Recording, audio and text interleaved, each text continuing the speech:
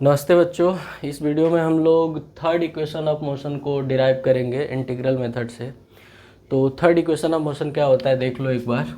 तो ये जो होता है V square equal to U square plus 2as होता है। वी जो यहाँ पे है वो फाइनल वेलोसिटी है, यू जो है वो इनिशियल वेलोसिटी है, ए जो है वो बॉडी का यूनिफॉर्म जो बॉडी मूव कर रही है उसका यूनिफॉर्म एक्सेलरेशन है, और एस डिस्प्लेसमेंट है। तो चलो हम लोग डिराइव करते हैं। तो मान लेते हैं कि कोई बॉडी है वो यूनिफॉर्म एक्सेलरेशन से मूव कर रही है, तो बॉडी का जो इंस्टेंटेनियस एक्सेलरेशन होगा वो कैसे लिखा जाता है, since A equal to D V by D T. देखो इसको क्या लिख सकते हो आर करके, अगर इसी इक्वेशन को लिखना होगा तो A equal to D V by D T. मैं एक काम कर रहा हूँ यहाँ पे dx बाई डी से मल्टीप्लाई कर रहा हूँ, dx से मल्टीप्लाई कर रहा हूँ और dx से डिवाइड कर रहा हूँ।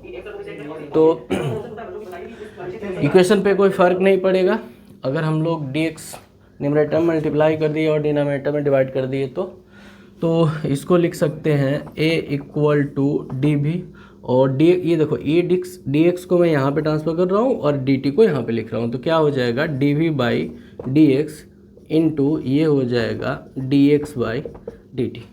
और बच्चों देखो बहुत ध्यान से देखोगे आप, D X by D T क्या है, D X by D T ये वेलोसिटी है।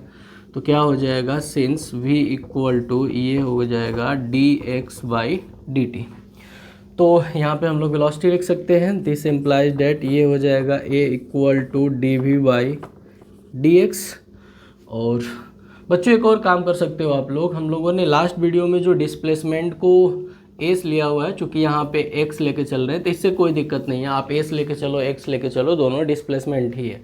तो आप चाहो तो एस भी लेके चल सकते हो, चूँकि अभी हमने आपको इक्वेशन ऑफ मोशन पहले जो बताया तो उसमें हमने लिखा हुआ था V square equal to U square plus 2as लिया हुआ। तो आप चाहो तो डिस्प्लेसमेंट को एक्स भी लेके चल सकते हो, कोई दिक्कत नहीं है। चलो लिमिट जब रखेंगे तो वहाँ पे हम ले लेंगे।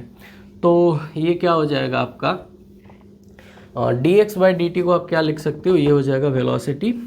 तो इसको थोड़ा सा और सिंप्लीफाइड करें हम लोग तो डी एक्स इधर मल्टीप्लाई में आ जाएगा, तो ये हो जाएगा ए इंटू डी एक्स और इसको लिख सकते हो वी इंटू डी वी।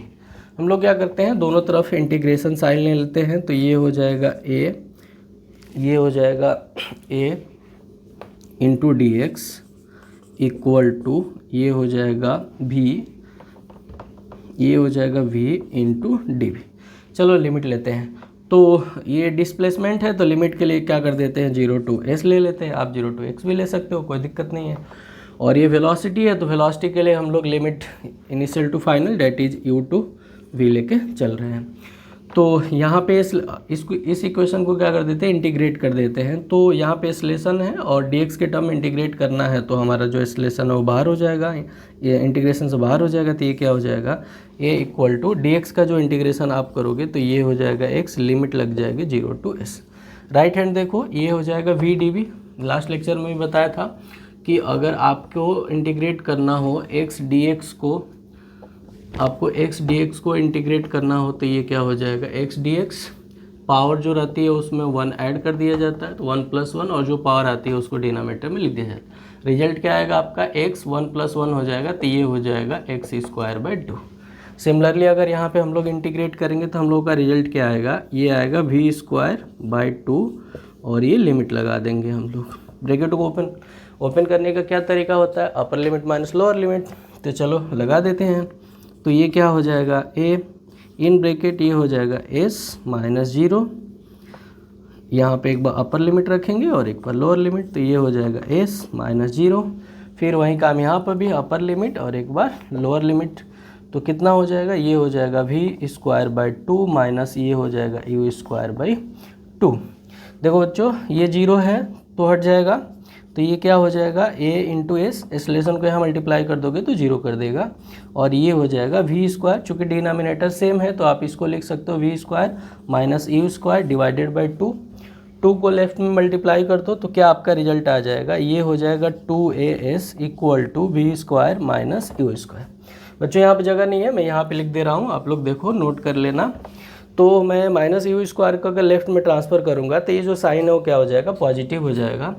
तो आपका रिजल्ट क्या आएगा, ये रिजल्ट आपका आएगा 2as plus U square equal to V square.